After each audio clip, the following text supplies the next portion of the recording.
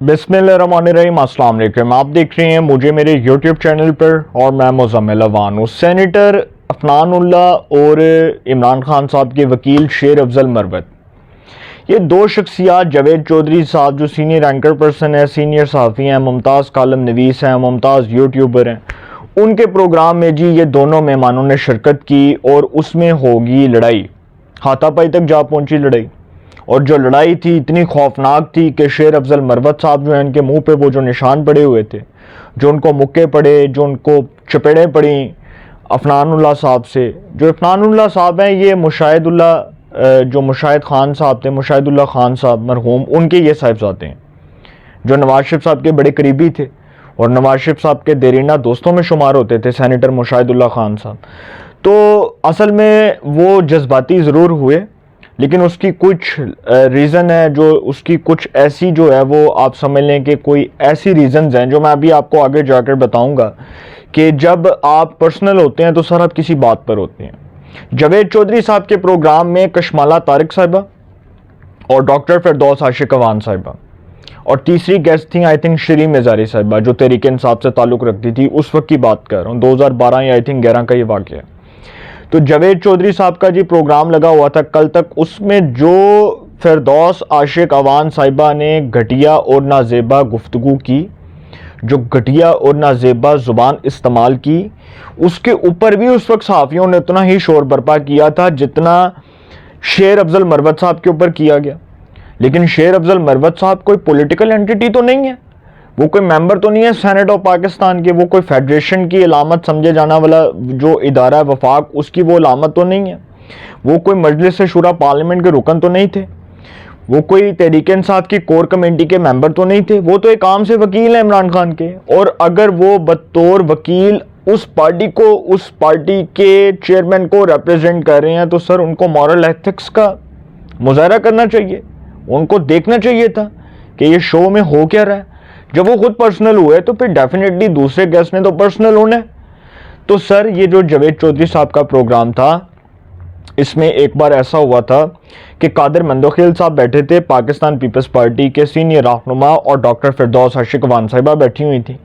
तो डॉक्टर फिरदौस आशिक अवान साहिबा उस वक्त चूँकि उनका ताल्लुक पाकिस्तान तहरीक इंसाफ से था, तो उन्होंने जिस तरह फिर बदतमीज़ी की और जिस तरह फिर उनको थप्पड़ मारे, जिस तरह उनका गिरेबान पकड़ा, उनका कॉलर पकड़ा, ये तमीज़ और तहजीब के दायरे के ख़िलाफ़ है। ये हमारी जो आप समझ लें कि तहजीब है, ये उसके तकद्दुस को पामाल करने के मुतरादिफ है।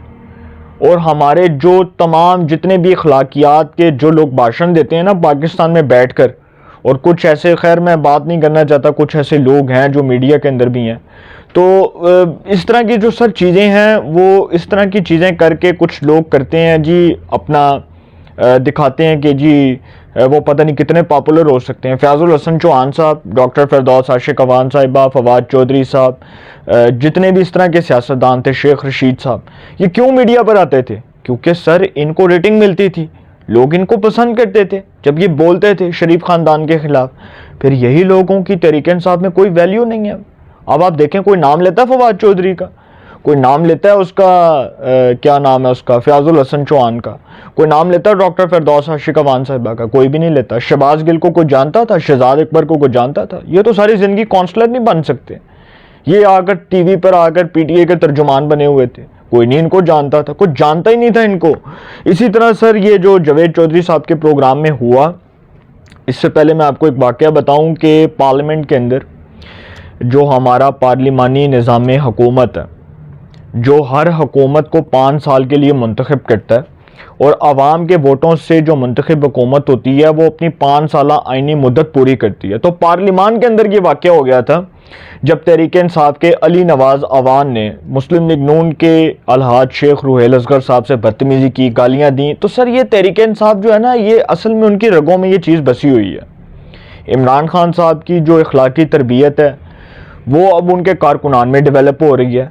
और जब 2011 के जलसे में खड़े होकर वो कहते हैं कि जी ओए नवाज शरीफ, ओए जरदारी, ओए शहबाज शरीफ, तो वो जब इस तरह की گندی اور غلیظ زبان جب انہوں نے استعمال کی تھی جلسے میں کھڑے ہو کر، اور جب انہوں نے للکارا تھا اس وقت کے کچھ سیاستدانوں کو، اور اس کے بعد پھر ان کے کارکنان میں، ان کے پارٹی کے ورکرز میں، ان کے پارٹی سپورٹرز کے اندر یہ چیز جو ہے ڈیولپ ہونا شروع ہوئی، تو عادت پڑ گئی ہے نا.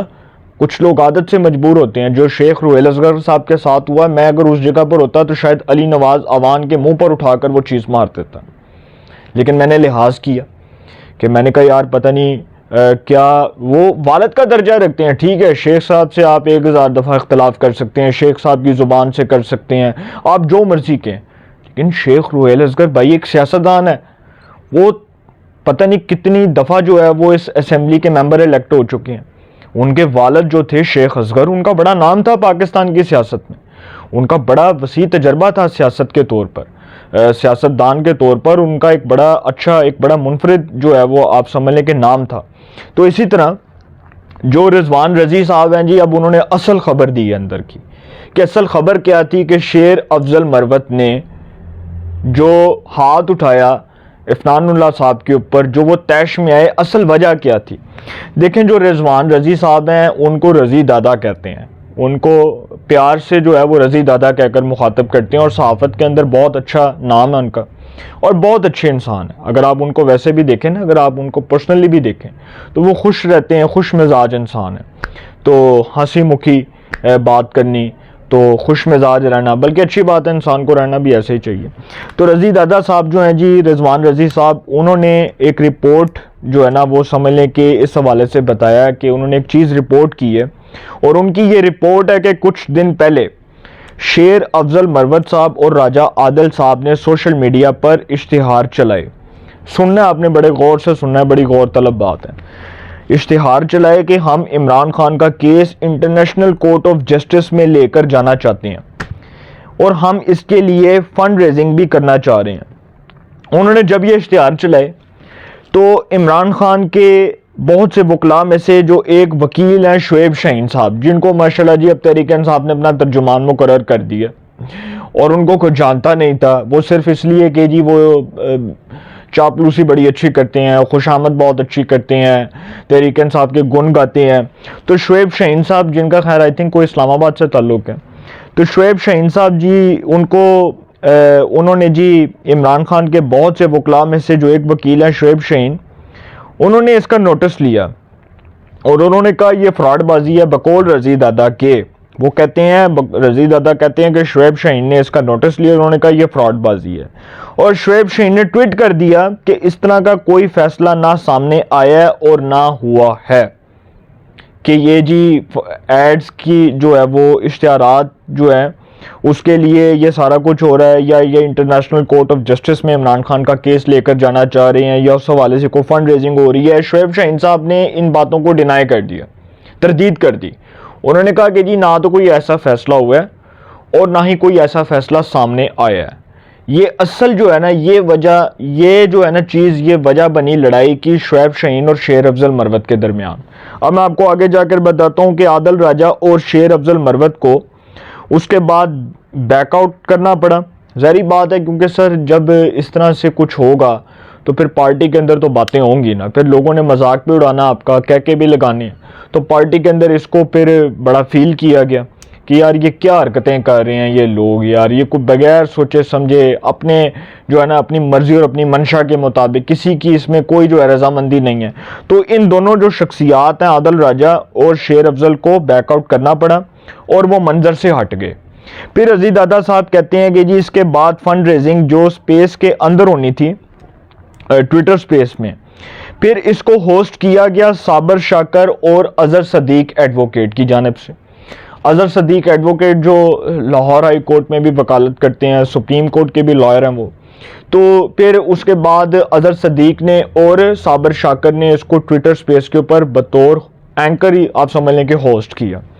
تو اس کو ہوسٹ کیا، اور جی 4,500 پاؤنڈ کی فنڈ ریزنگ ہوئی، 4,500 پاؤنڈ کی فنڈ ریزنگ ہوئی. اور اس کے بعد آپ سمجھ لیں کہ وہ جو 4,500 پاؤنڈ تھا اس کی فنڈ ریزنگ، یہ خیر آپ اس کو آپ یو کے کی کرنسی میں آپ اس کو کنورٹ کر لیں یا پاکستان کی کرنسی میں کنورٹ کر لیں تو یہ اچھے خاصے پیسے بنتے ہیں. اب اس کی جو ہے نا اس کا وٹ تھا جی شیر افضل مروت کو اور عادل راجہ کو. اب شیر افضل مروت صاحب جب آئے تھے تو وہ جب جاوید چودھری صاحب کے پروگرام میں آئے تو اس سے پہلے یہ واقعہ ہو گیا تھا, تو وہ مینٹلی طور پہ ڈپریشن کا شکار تھے اور ان کو سمجھ نہیں آ رہی تھی کہ میں کروں تو کروں کیا. تو اس لیے جی انہوں نے ہاتھ اٹھایا, وہ جذباتی ہو گئے, پرسنل ہو گئے, شاید وہ دماغی ان کا توازن ٹھیک نہیں ہے یا پتہ نہیں وہ کیا باتیں کرتے ہیں. میں نے تو ان کو خیر ایک دو دفعہ سنا ہے ٹی وی کے اوپر, مجھے تو ان کی گفتگو کا معیار اتنا کو نچلا اور اتنا کو گھٹیا لگا ہے کہ میں ان کے اوپر خیر بات بھی کو کروں تو مجھے ویسے افسوس ہو. تو شیر افضل مروت صاحب جو ہیں جی انہوں نے جو حرکتیں کی ہیں, جس طرح سے وہ جاوید چودھری صاحب کے پروگرام میں بیٹھ کے, جب انسان کوئی کام کر رہا ہوتا ہے تو وہ اپنی سینسز میں, اپنے ہوش و آواز میں ہوتا ہے. کوئی بھی شخص کسی بھی آرگنائزیشن میں کام کر رہا ہے, کوئی جاب کر رہا ہے, کوئی گھر میں ہے, کہیں بھی ہے, سر ہم لوگ اپنی سینسز میں بیٹھے ہوئے ہیں نا, ہمیں نہیں پتہ ہم کیا کر رہے ہیں.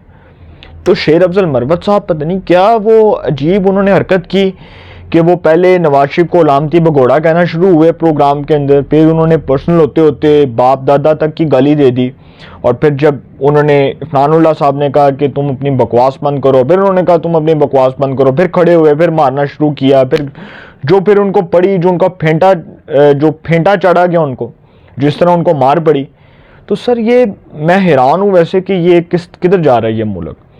اگر اس ملک میں اس طرح کے لوگ اس طرح کے کلچر کو پروموٹ کر رہے ہیں تو اس طرح کے لوگوں کو اس طرح کے ٹاک شوز میں لانے پر پابندی عائد کر دی جائے, سختی سے پابندی عائد کر دی جائے کہ ان لوگوں کا ٹاک شوز میں کوئی کام نہیں ہے. یہ کیا کرنے آتے ہیں لوگ ٹاک شوز میں؟ تو یہ میں حیران ہوں کہ جی یہ ملک جا کدھر ہے. اور پھر جاوید چودھری صاحب کے پروگرام میں جو وہ اپنا ٹیمپر لوز کر گئے, اور جس طرح سے پھر انہوں نے سارا کچھ کیا, جاوید چودھری صاحب نے بھی اس پر موقف دیا, اور پھر انہوں نے الٹا جاوید چودھری صاحب کو عطف تنقید کا نشانہ بنایا کہ جی یہ ایسے ہیں, یہ ایسے ہوسٹ کر رہے تھے پروگرام. یہ او بھائی آپ تمیز اور تہذیب ہی سیکھو پروگرام میں بیٹھنے کی, آپ کو تمیز اور تہذیب کا دائرہ آپ خیر یہ تحریک انصاف کا یہ ایک آپ سمجھ لیں کہ نیریٹو ہے, علی نواز اوان سے لے کے وہ فیاض الحسن چوہان, فردوس عاشق اوان, فواد چودھری, شیر افضل مروت, اس کے بعد وہ جتنے بھی ان کے پارٹی کے لوگ تھے, وہ ابھی تک جتنے بھی ان کی پارٹی کے, وہ مراد سعید, وہ جتنے بھی لوگ ہیں سر, کسی کو آپ نے کبھی ایتھکس میں بیٹھتے ہوئے دیکھا کہیں پر؟ میں نے تو نہیں دیکھا. تو یہ جتنے بھی لوگ ہیں خیر یہ تحریک انصاف میں جو بھرتی پہلے کروائے گئے وہ تو اب چھوڑ گئے, جو اب ہیں موجود ہیں وہ بھی سر تمیز و تہذیب سے آ رہی ہیں, ان کو بھی نہیں پتہ کہ تمیز اور تہذیب کہتے کسے ہیں, مورل ایتھکس کسے کہتے ہیں. تو اس پر افسوس کیا جا سکتا ہے, مذمت کی جا سکتی ہے. اپنی رائے کا کومنٹس میں ضرور اظہار کیجئے گا. انشاءاللہ ایک نئے سیگمنٹ کے ساتھ پھر ملاقات ہوگی. اپنا بہت خیال رکھیے گا. اعلیٰ نگہبان.